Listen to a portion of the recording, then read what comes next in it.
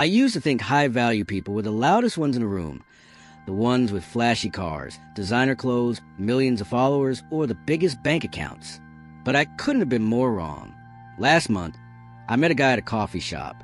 He wasn't loud. He wasn't flashy. Just a quiet man in a black t-shirt. But there was something magnetic about him. The barista lit up when he ordered.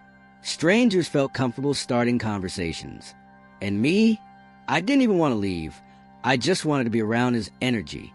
That's when it hit me. I was witnessing true high-value behavior. Not the kind you scroll past on Instagram, but the kind ancient philosophers used to write about.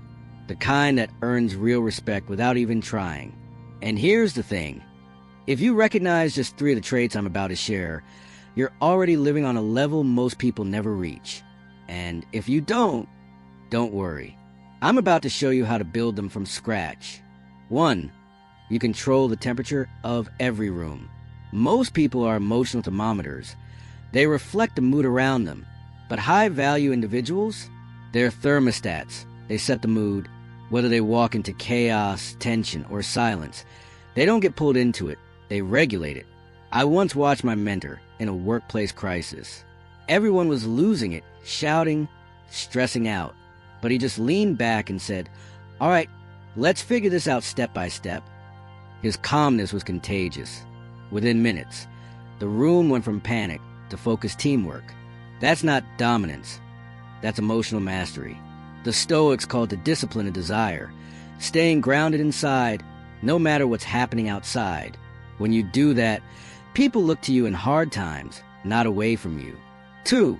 Your silence speaks louder than most people's noise. In a world obsessed with attention and noise, the one who's comfortable with silence holds a different kind of power. I saw this during a heated family argument. Everyone was yelling, except my uncle. He sat in silence. 20 minutes in, he simply asked, "What outcome do we actually want here?" Boom! The entire room went quiet. That's intentional speech. That's presence. Like Marcus Aurelius wrote, "Be the rocky headland where waves break, but peace forms around it." People learn that when you speak, it matters. Silence becomes your strength. 3. You've mastered the art of productive suffering. High-value people don't run from pain. They face it, learn from it, use it. I worked with a woman who went through everything: divorce, business failure, health issues. But instead of breaking, she said, "Every time life knocks me down, I rise knowing something new." That's not just resilience. That's wisdom through fire.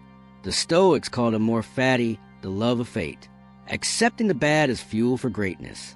And when people see you hold yourself steady through storms, they trust you in theirs. For your validation comes from one source only. People think high-value confidence means not caring what others think. Wrong. It means knowing whose opinion actually matters.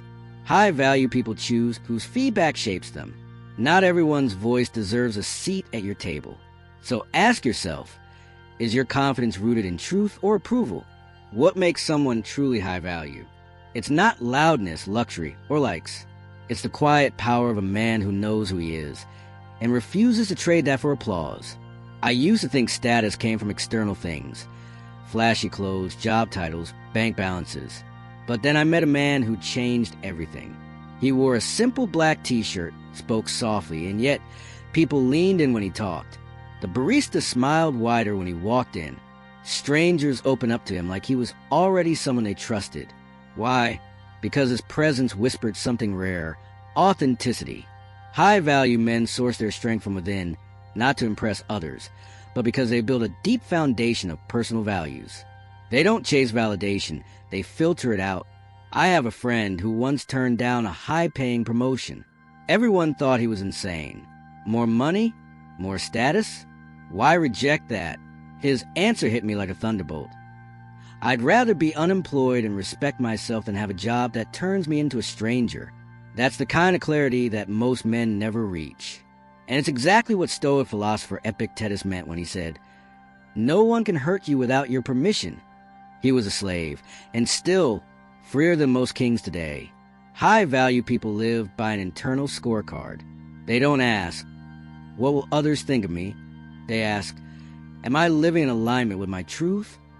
They measure success not by likes or claps, but by peace of mind. And when that becomes your compass, something magnetic happens. People feel your confidence, not because you're performing it, but because it's real, it's steady, it's rooted.